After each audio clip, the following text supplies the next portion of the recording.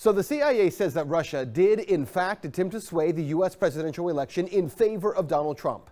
And while most of the media is taking that statement as fact, we're pushing back and looking at least 5 problems with this claim. This is a reality check you won't see anywhere else.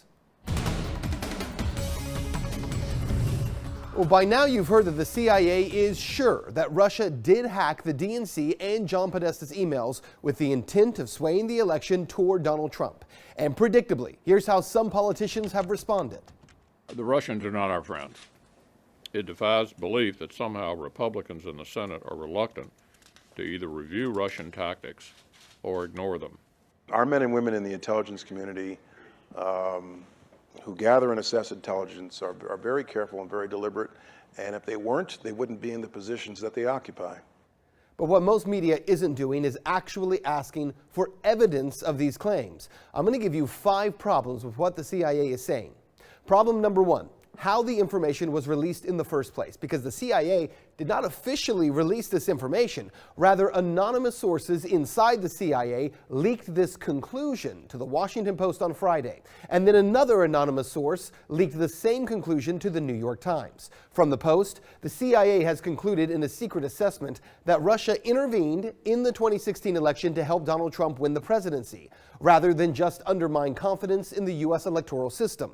The Post goes on to report this. Intelligence agencies have identified individuals with connections to the Russian government who provided WikiLeaks with thousands of hacked emails, and both the DNC and John Podesta's email accounts.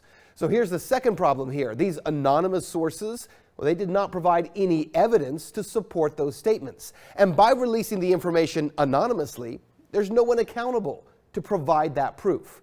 The third problem here, the CIA lies. Maybe this should have been the first problem. Not always, but I can give you a number of recent stories where that agency has made claims that have been proven untrue. There are many public examples, but just 2 recent ones. The Senate Intelligence Committee blasted the CIA in 2014 for an ongoing, quote, culture of misinformation, which they said has undermined the public's trust in America's intelligence leadership.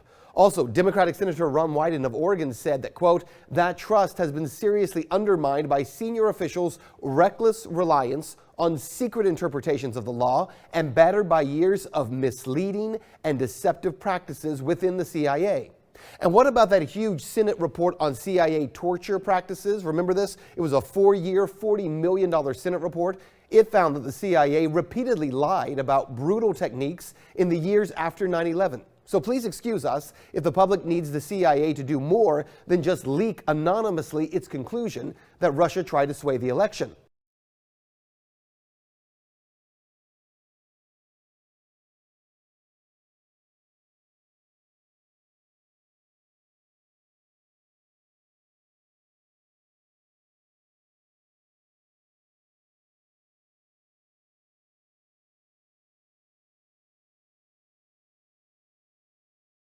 Oh, and by the way, the fourth problem here, even according to the Post article, those CIA investigators, they haven't even come to an agreement on the conclusion. Again, from the Post, there were minor disagreements among intelligence officials about the agency's assessment, in part because some questions remain unanswered.